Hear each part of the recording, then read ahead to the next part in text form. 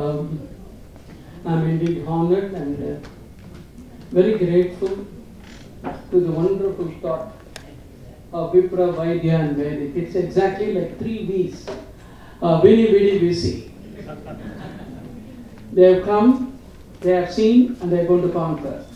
I think Saraswati Devi's action will be there, and it's going to be one of the most memorable ones. And I would like to say, before I get into my talk, we have named the country as Bharat.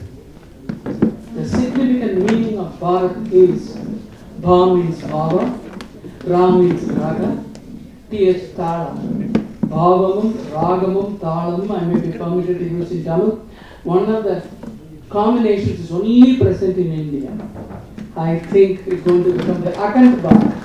I think every one of us is going to feel the pulse of each one of us in the growth of our country, and that is going to be the telling one and touching the heart and stimulating the brain.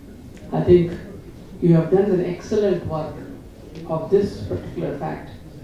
And when I talked to Dr. Sharan, who asked me, I said, a pure topic is different. At the same time, combining the religion and the science. I think the best part is, the brain is needed, of course, but bhakti and consciousness, they form the apex of the triangle, isosceles. Each is independent but interdependent. That is going to give the success of the inward happiness. I think with that small introduction on the subject, why I named it as brain, bhakti and consciousness. And I just wanted to pay my homage. The ABC of religion of the world. A is Allah, B is Brahman, C is Christ. They are present in our consciousness. Each is independent but interdependent, and the center stellar is B. That is going to really go after A and C and give them what they really want. Instead of the material happiness, along with that, the mental happiness is going to be given by our Vedas. Now, with that small introduction, I just want to go through my talk like this: the brain and spirituality, yoga and nervous system, the bhakti and the brain, consciousness, and last but not the least, awareness, because the science cannot enter into it. I just gave this first preamble of this particular diagram, which I feel from the universal consciousness, there arises what I call it as not qualified consciousness. This is present in each one of us. When we go before to the entering into the sleep, I don't get the feeling that I go into the sleep. The sleep just engulfs us. The factor goes into reside probably in the right side of the heart or with the universal consciousness. And then when you get up also, you feel that you are not getting up. The whole memory gives you once you get up. These are the two states where I call it as unqualified consciousness. The moment you wake up, the eye starts. Once the eye starts, then becomes qualified consciousness. I am so and so, I am an Indian, I am from Madras, I am in Chennai University, and then so on and so on, so man and women, etc. This qualified consciousness then builds up the mind. Mind is nothing but a web of thoughts in which the central center of thought is I exist. That is the one that the mind is the open one, and the mind reacts with the brain, and the brain reacts with the body, and the body reacts with the environment, and then through the 5 special senses, what we a human being are. If you look at it, I always call it, I like Madras Medical College, MMC. MMC is nothing but Manas, and then of course is the Chitta, and as well as the whole problem of unfolding of the universe. And the tendency for us is to go from the brain outside, because we get this tremendous pleasure, and we have to drive our consciousness to go inside, where the science and the spirituality and the brain meets. Science is below the mind and spirituality is above the mind. And when it comes to the brain functions, there are only 3 functions. In whatever way you look at it, The brain consists of only three functions. All the others are all software. The first is cognition. Cognition is nothing but perception plus thinking. Perception, the universal perception, is because of the awareness that we have got. It's beyond science. Whereas, when it comes to the second part, thinking, is well within us and outside. We are able to give the temporal sequence of thought, but we are not able to give a temporal sequence of thought, but we are able to give the spatial sequence of thought, and hence the limitation of the science. Second is conation, movement of the entire body, and affect the motor expression of emotion. These are the main three functions of the brain, and you look at it. The right brain oriented people, right more than the left is a man, the left more than right is a woman. Woman is endowed with greater grey matter neurons of more than 30,000. Women has got a 30% connections more in the cerebral cortex. The women has also got the entire what we can call a multitask oriented people. And they are endowed with 10,000 words per day, and a man is endowed only 5,000 words. So when he exhausts his words in the morning in the office, when he comes and then replies in monologue, please don't misunderstand him. He has used it already. The man should not misunderstand the lady because he has never used the words. So when the husband comes, he talks continuously, and don't ignore it and don't think otherwise. So this is a well way, and if you want to punish the husband, please go and talk to him when he's shaving, you'll cut his face. See, this is the real truth, because nature has given the excellent exposition of the intelligence in each and every organism. And when you look at it, the right brain is more expressive, logical, detailed, concrete, and social emotions, memory, and the positive emotions coming from that. If you look at the right brain, which drives the left side of the brain inside the womb of a mother, including in the early stages, the right really sets the left right. Whether it is right or left, left is always right for thinking. The right is always right for expression of our intelligence, emotions, which is the basis of the thought. When you get the right hemisphere, it's in close relationship to the limbic system. The limbic system only makes a man a gentleman and a woman a lady. And it only gives you the enough autonomic output for you to express explicitly yourself. And at the same time also give you enough strength to enjoy both motor system and asthma autonomic features.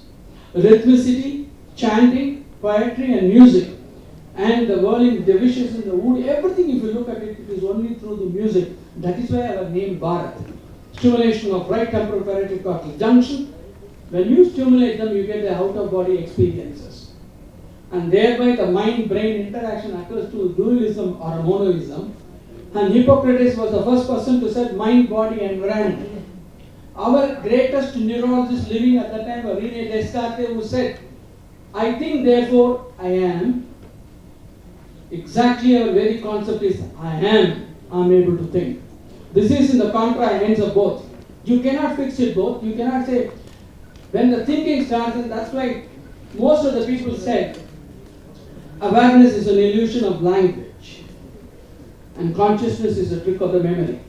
But the scientific precepts of that, but I really gives you the real meaning of that.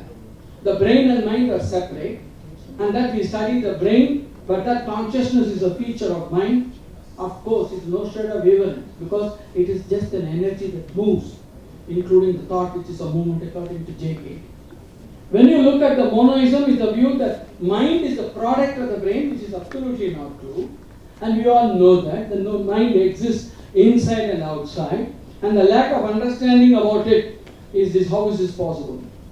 So we have no understanding of the physiology of awareness till date. Awareness is beyond science, and hence we must leave it at that. Mark Hallett has very clearly stated in his scientific experiment, because he is the chairman for the entire scientific talent in US, and he has agreed that the awareness is beyond science. Because Schrödinger very clearly stated that becoming is conscious, being is unconscious. It's beyond thought. It can only be felt, but it cannot be expressed. Any amount of expression of your real awareness is an expression, but not the truth. However, awareness is a constitution of the brain which is needed, Of course, there is no assurance because there is no physiological or biochemical explanations for that. And how do you approach the awareness? Can the spirituality help us? Of course, people have agreed a feeling of extended self, awe, ecstasy, or a connection with the non-material world, belief in magic and supernatural, and the dualism physical and spiritual. And of course, the Minnesota twin experiment clearly showed the real difficulty in understanding the spirituality. Alzheimer's disease patients lose their spirituality. If you ask the Parkinson's patients, they never get the dream of a religion. We do not know that.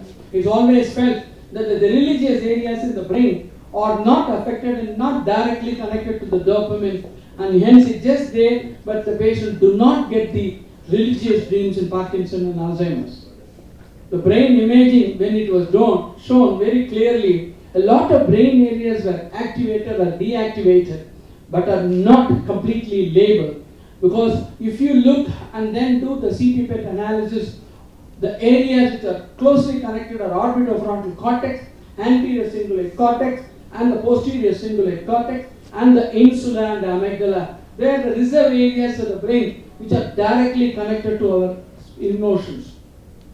And you will notice here the different areas of brain are activated. This is a pure technical talk, so I am just going over it. But there is no simple one-to-one relationship between the emotion and the brain areas. You are already seeing that. Is it an effect or is it a cause? It's very difficult to substantiate it because emotion comes under the awareness, and the awareness part of it is beyond the explanations. It's only a feeling. So also the emotion. So when you try to extrapolate the emotion onto your structural details in the brain, very difficult to give meaning. How about a religious experience? Reissued by Pankot in 2006, used a functional MRI study. The state was characterized as being timeless, spaceless. We are all operating in the three-dimensional world, length, breadth, and depth. In which case, there is definitely time and space. Consciousness is fixed, whereas the time is variable. So for all of us, the past, the present, and the future becomes easy to understand. When you operate in the fourth or the fifth dimension every day, there are 11 dimensions possible according to the science. More than that, where the time becomes fixed, the consciousness starts fleeting. This is the beauty of the consciousness. In other words, when you look at it, when I operate in the fourth or the fifth dimension, and when I look at the people who are with the three dimension, for me, absolutely the time is constant, and hence I know the past, the present, and the future. That is why we say that he is a Srinyana Jnani. That is why they are able to do that in the fourth and the fifth dimension. It is physically possible, and there are people who have done that in our own country, but you don't try to give a scientific explanation for that because it is level happening above the field of thought. Please note, thought is going to give you invention. Thought can never give you creation. Creation is beyond thought, and that is only done at the level of the universe. What about the religious experience? A lot of people have done that, and they have said so many experiences, phenomenology, which forms a basic talk on the religious experience and physiological experiment, and hence I am leaving that out. But mystical versus baseline, medial orbitofrontal cortex, the subjective presence, pleasantness, and there's conscious awareness of feelings. Caudate nucleus is for positive emotion, insula for integrating the visceral stimulus, face recognition, and recent report of lesion in insula, loss of complete nicotine addiction. This is a fact that we should have, that if you make a selective lesion in insula, you may just get rid of the nicotine addiction, but the face recognition may go. And you must understand, the superior parietal lobule is spatial perception of self, inferior parietal lobule is for the distinction between the self and the other, and the motor imagery. Medial occipital cortex for visual imagery. Nature has given for us, because when you are alone, the motor, the movement, and the imaginary, it can feel you good, and you can literally analyze all your emotions in your brain, which are stored as beautiful memories. And if you look at it, The superior parietal lobule is the mystic connection and positive emotions, occipital cortex, visual imaginary, and the most important part in our human brain, we call it as dorsal cingulate cortex, which plays a crucial role in emotional awareness. When you look at the face of an individual, you can say definitely that man is distressed. When he wears a cooling glass, it's very difficult. But if you see the ocular saccades going very fast, he is not with you. If he is fixed and answering you, you know he is not lying. The best way to find out whether a person is lying or not, look into your eyes. He will start moving his eyes. He is not with you. He is bluffing. Now, on summary of this issue, spirituality, superior parietal lobe for spatial sense of self, caudate nucleus, of course, for positive emotions, including the obsessive compulsive disorder, occipital lobe for visual imaginary, medulla for visual memory, prefrontal cortex for conscious awareness. The man has got a prefrontal cortex. If you look through the animal kingdom, the prefrontal cortex is small, whereas the subcortical structures are very big. As in the evolution, the prefrontal cortex has literally covered the subcortex structures. Hence, prefrontal cortex is absolutely necessary for us, which really guides our thought for medial temporal cortex for visual imaginary. And of course, lot of people have done the work and they have found that the subject read or recited the first verse of Psalm or a happy children rhyme, because the music, when it is combined with the motor activity, gives you a nice rhyme. They are all the areas where it is involved, and the religious subjects report a trend towards the negative emotions, and the religious and non-religious people controlled. When you did the CT PET analysis, dorsolateral prefrontal cortex once again plays a very crucial role.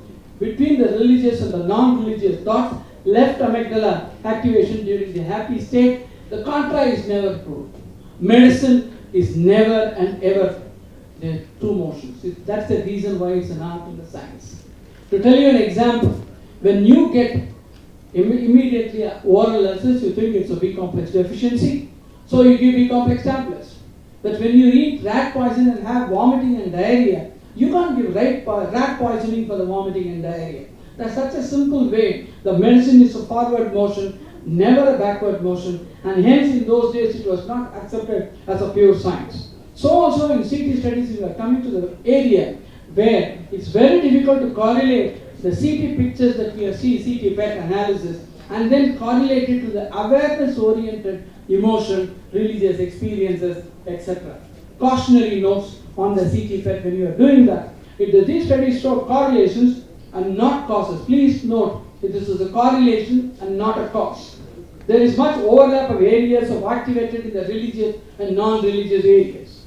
The descriptions of the functions of the area is extremely broad, and there is a great variability among the subjects, and hence it's very difficult for us to say decisively that this is a part of the area where the religious experience is definitely felt in the brain, and it is very difficult. When we studied the cerebral blood flow also, it was very clearly stated that there was a bilateral decrease in the blood flow to the temporal lobe and local, and thereby increase in the activity in the left frontoparietal area, and the EEG records also showed increased activity. Different people worked on different areas, administered the serotonin drugs, and finally concluded that the religious experience has been associated with increased activity in several brain areas. All the areas I have already mentioned it, and the temporal lobe epilepsy, some people have linked it to the transient experience. This is absolutely what we can call it as definitely not a sense, we can call it as a nonsense or missense mutations happening in our thinking. It is due to people when they get the experience, when they are in the field of thought, and when they are able to effectively function as a human being, then it is a religious thought and not a temporal lobe epilepsy, which you can easily differentiate between the two. There is a considerable variability in the brain areas activated, both between and among the individuals. Often the functions ascribed to brain areas in the studies are vague. These brain areas participate in wide range of activity. Blood flow is always not a good predictor of activity. Temporal lobe alterations and serotonin activity may be associated with religious experience. It is strongly believed that the dopamine acetylcholine and the noradrenaline and adrenaline, they are the equilateral triangle once again. Each is independent and interdependent. Dopamine produces Parkinson, acetylcholinergic produces dementia, noradrenaline produces mania and depression. When the disease progresses, they start getting the symptoms of all the three.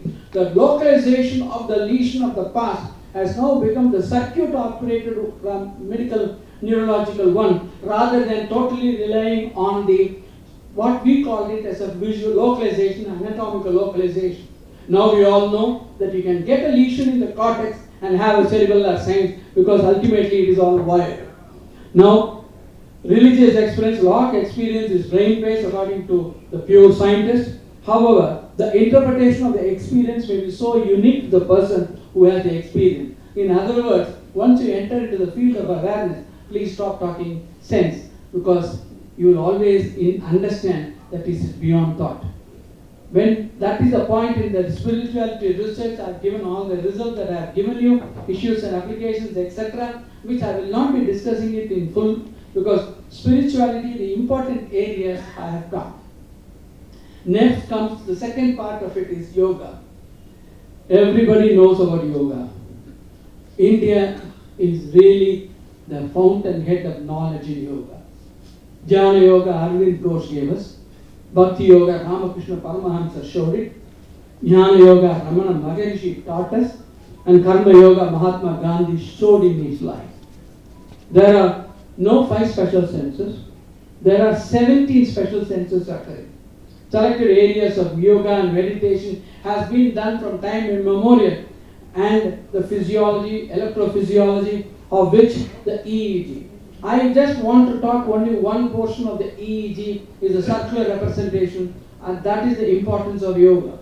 And when you start meditating, in normal people, the alpha waves become delta when you start getting drowsy. From the theta to delta, after drowsiness, once it touches the 4 cycles per second, you get into deep sleep. When you start meditating, this 4 cycles become 1.5 to 2.5. That's called the epsilon state, where you can literally dry the iced blanket put on your body. That is called the Tumors effect. And the ability to dry the blanket is called the Tumors effect. And from this 1.5, if you reach the 0, that is the Samadhi state, where the patient can where the person can come anytime into the walking life. There are very few people achieve this. This I have shown it diagrammatically. If you put it linearly in science, you cannot understand how some people, instead of going through this theta, delta, epsilon and then samadhi, they work through the fast activity and get into the samadhi state within a fraction of, like for example, Ramakrishna Paramahamsa. He can get into the state immediately without going through this. So only when you make the circle model, where alpha, then you get theta, delta, epsilon, you can come directly into the epsilon state, then into the samadhi state by your fast activity of the brain. Very few people have achieved this in our Indian subcontinent. Now, I once again say that it was a noise in neurology. Now, silence in neurology. If you practice 20 minutes every day, you effectively improve the synaptic connections in the temporal lobe. Helps us to learn much better, and the immediate forgetting is completely gone. And please meditate, and yoga, you do it for 20 minutes without absolute silence. You will achieve a greater success than the counterpart. Yeah, I am just one of the principal investigators for that. Hopefully we are able to get the results in 3 years. Now, having understood the spirituality, having come up to the EEG technology and the awareness of meditation, ultimately it is in bhakti. In all the activities, I persist. In Jnana Yoga, I persist. In Bhakti Yoga, I does not work. You don't say that you are doing the Bhakti. You are in the universal consciousness. And Bhakti and Prapatti, if you look at it, it is something like this. In the Vaishnavism, we say it's monkey type, is where you have to hold on to the Purusha. In cat type, whatever times you are missing it, the Purusha will take you along the path of success. Of course, lot of people have said for this, an example, The bhakti, the word root is bhaj, to belong to or worship. Bhagavan plus anurakti is bhakti. That is omnipotence plus omnipresence is conscience, is love. When the God and the love is there, then the bhakti automatically comes. In terms of doctors, medicine plus love is medicare. Medicine without love is medicine. So, and the key ingredients which we have to see in this bhakti is faith, love, feeling, earning, surrender. I just want to say only one. Our mother is truth, our father is faith. They are the two eyes for the children. The faith and truth, they are the guiding limits of your life. You can apply to any area. Truth without love, truth without faith, you are blind. And faith without truth, you are deaf. And that is given by our parents. You take the food from the mother's blood when you are inside a room. When you come out of it, you drink the milk of the mother, which is once again coming out of blood. In the later stages of life, we should never draw the blood in the eye or in the heart of our mother and father. That is the main purpose. This is guided by bhakti. Once you have bhakti, this comes automatically to you of the faith, the truth, the love, and the feeling, earning and surrender to our elderly generation who have given this body and the life for us to do further. And the 9 paths to devotion that we do is usually Shravanam, by listening glory to Lord, Kirtanam by singing. I'm just saying, I'm not synthesizing it, this is given beautifully by our people, and we are only just reasserting what they have stated. Vishnu Sahasranamam chanting, Padma Sevanam serving, Archanam Vaishnav, and then Vandanam, Dashyam, and Sakyam, and Atma Nivedanam. Atma Nivedanam is absolute surrender, like in Vasishtha Advaita, and absolute surrender followed by bhakti, you will realize the oneness of truth. If you look at it in all our 5 special senses from the medical angle, our science tells us that when there is a lens, the object in front should be formed only behind. But if you look through it, all of you are all in front of me. I have a lens. Why is that you are not behind me? You are all behind me in inverted files, the occipital lobe. My consciousness projects the image in space. In other words, what I see is a projected image. That means it's false. So all that we see is only a projected image, and it absolutely coincides with the Advaita. And if you look at it, if you touch, if you do every special act, it is the projection of my consciousness into space or into the human being that forms a science, and science cannot enter into this area called awareness. Now, 5 bhavas are there. That is once again love for God, servant attitude, friend attitude, and mother attitude to the child, and women attitude. And if you look at it, Ramakrishna Paramahamsa had 5 bhavas. Hanuman had only Dasha bhava. The Arjuna was friend bhava, and Yashoda was the Vatsalya bhava, and Radha was, of course, is Madhura bhava. All these things, bhavas, affect the affective component of our emotions. In other words, remember the word that I used, raga, that is the music. When the Shivavarman did the Dhanda, then one head, Vyakra Bhavata, gave the language called Sanskrit. The other one, especially the Agatya, gave the language called Tamil. They merged from this, and that raga, the music, is followed by bhava. You have automatically tada. Your life is excellent and ever-ever-set. There are 7 Namasirtana. There are, of course, it mentioned it in the success. And thoughts, of course, is like a chit, which is a calm lake. Thoughts are like waves upon chitta. Name and form, normal waves arise. In our Vedas, name and forms are all destroyed in the sands of time. And hence, they never gave a name to a religion. It is a Sanatana Dharma. If you had named it, it would have been washed away in the sands of time. The uniformity cannot be thought, and the thought, matter and form, because it's always believed that the matter and the energy.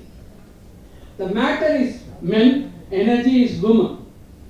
And the energy means why we say Sakti Shorupa is lady, because The mitochondrial gene sequence for every cell in our body is given by our mother and not the father of our child. And hence, the energy sequence in every one cell, that the mitochondria is given by the X chromosome of the mother to the Y chromosome of the male. And hence, the thoughts are produced, that's an energy, and that thought must have a matter, and the matter is Purusha. That's the reason why they say the Purusha with the whole system of union creation. 5 works: worship, duty, father, human beings and lower animals, and Nirgunam, Sargunam, it's only a I think, therefore I am. I is Sat, am, that is consciousness. Anandam is I am. I am in front of a great Sanskrit scholars. I am a novice in this. I must accept that I only translated what it is, and I am beyond, because once I get into the field of thought of I am nowhere, and hence I will not speak about that. And Paramatma, of course, is all the. But one thing I can say, Paramatma plus Chit is memory of the individual. Paramatma for Mahangara, it is Agankara, it's the ego. Paramatma for the intellect is a discerning faculty, and Paramatma and Manas is the thinking and feeling. If you find that common denominator is Paramatma, and the Paramatma must be uniting with the Jivatma, and that comes beautifully with Bhakti than nothing else. The science is helping us with our brain. 5 categories of personalities, there are 7 senses. There are 17 areas that come in our human existence, is the physics, chemistry, biology, etc. That really gives, it's not the 5 special senses that we have. Body, we have 17 particular situations, like that's why it's called PSI, and they help in the individual metabolism, biochemistry and neurochemistry aspect.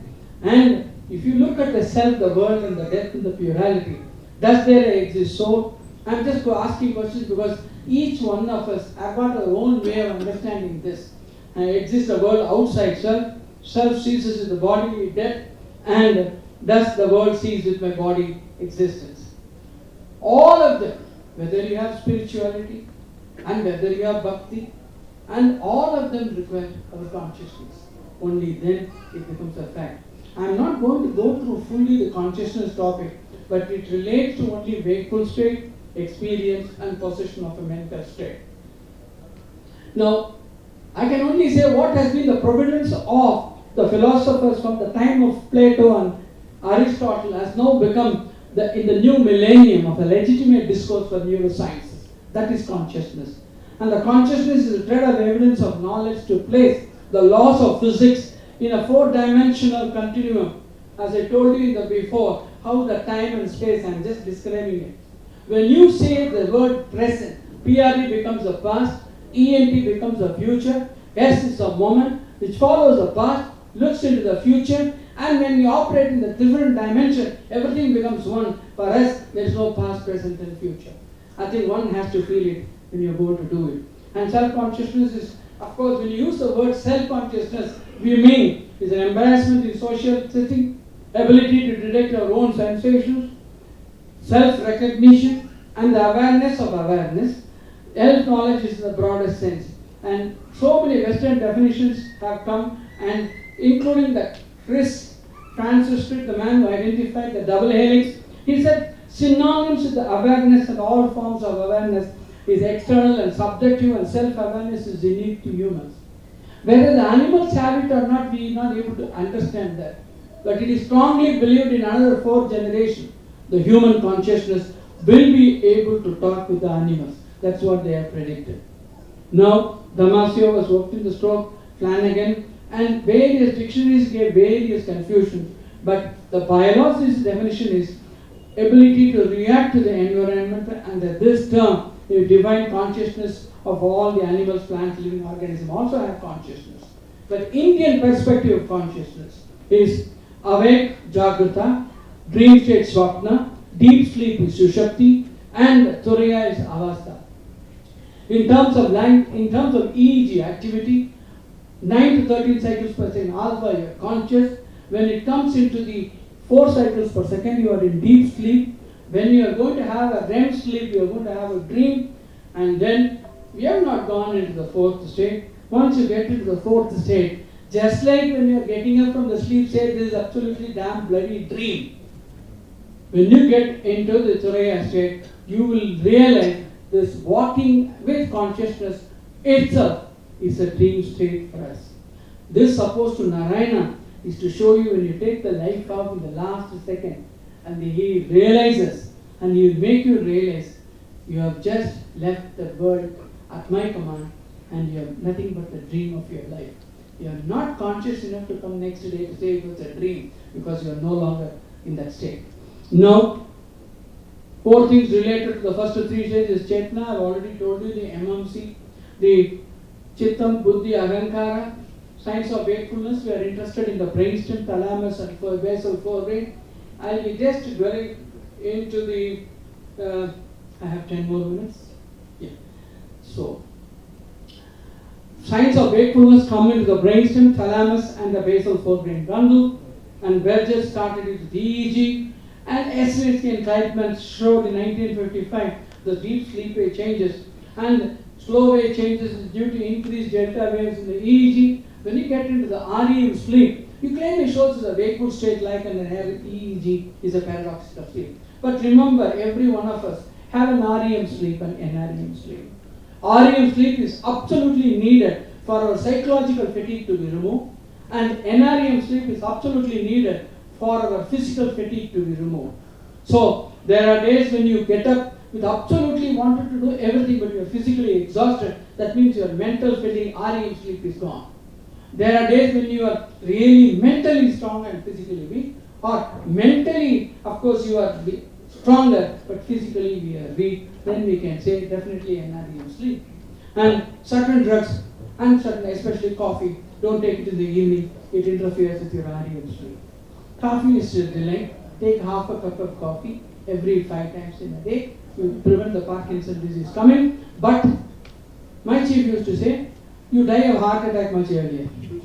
Now, 3 stages of consciousness, we have mentioned it, and all the evoked potentials, cognitive factors, social attention, every work has been done, and the anatomy now is particularly for the wakeful state to the cholinergic nuclei, noradrenergic locus coeruleus, histaminergic projection into the posterior thalamus, and dopaminergic constituent pathway for the brainstem.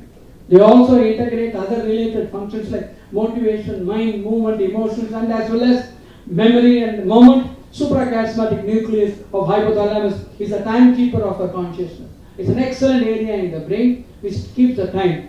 And REM sleep and REM sleep and the physiology, when you look at it, the distinction at the electrophysiological level between the spike and then the burst modes of response in thalamocortical projections. In other words, there are 4 important structures in the brain. That's called the brainstem oscillator complex, which consists of caudate nucleus, putamen, especially pedunculopontine nucleus. They all form a basal brainstem oscillator complex. And this complex has got a particular frequency for all of us. We differ. If they have increased frequency, they have extremely very powerful consciousness. When the frequency is less, that means they are a little bit dull. The nature does it. And EEG and meditative consciousness, I have discussed it already. The whole portion, of course, contingent negative variation is now the order of the day for studying, and the ENMG and EEG fully worked up for the science of. When it comes to science of awareness, study of vision has provided the outstanding source of evidence in the mechanisms underlying the content of consciousness, exquisite correlations and correlation between the two. But if you look at the consciousness per se in our human existence physiology, it has got one number, free will, you can act on your own. There is a continuity because you are able to say, associate your present, past and future. There is not only continuity, it is an identity. Identity is, it is fitting with me. All the sensations coming support separately. It is a consciousness which unites this identity. And then the identity, continuity, and above all the free will, they are all different portions of the same consciousness, which itself, through the process of intellect, it can help us to do the awareness very well. And hence, the implicit perception of neural behavior is especially for the perception in the absence of conscious experience. And you will notice here, insight from the study of memory and action is really an important and a giant leap of work in evolution. And the single most important unreported study is the mirror neurons in psychology. This mirror neurons, if you look at it, it is going to be the 21st century. We have all known about the cortical neurons. The mirror neurons help us to understand better. A man who does the work for 10 years, if he teaches that, our mirror neurons helps us to learn it in 1 month. In some people, 1 day. This mirror neurons is going to be the order of the research in the future years, where when you look at this a chief operating as a neurosurgery, it's so difficult, he has learned it so much. When he gives that art to the student, he does it so effectively and efficiently.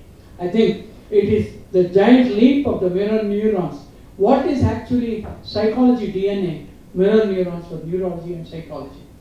And it explains many abilities. This has been done by Raziolati. And the puzzling questions in our today, in brain, bhakti and consciousness. The human brain, 250,000 years ago, with 700 cc, has now become 300 cc. Number one, how did the language develop? 50,000 years ago, sign language. Then the Broca's area started functioning, and different people from different areas started speaking, except the story, biblical story. Why did the sudden spurt in human mind power in 40,000 years? How humans can start reading the minds, that is the thought. We are in the process of mind reading, empathy, imitation, and learning and evolution of language functions. All can be explained because of this mirror neurons and concept. Loss of this neuron, once again, they say it leads to autism. That is the main function which is genetically placed. It has been found that when people work in computers, those children are having this problem of autism more. That has been done in especially in San Francisco. Now, second, computers, children, please, don't allow the children to operate more than 4 to 6 hours. It does affect the neuronal connections in the temporal lobe. It becomes, instead of a thinking brain, the brain of a child becomes a seeing brain. No longer thinks. When you don't think, you will never get the answer at all.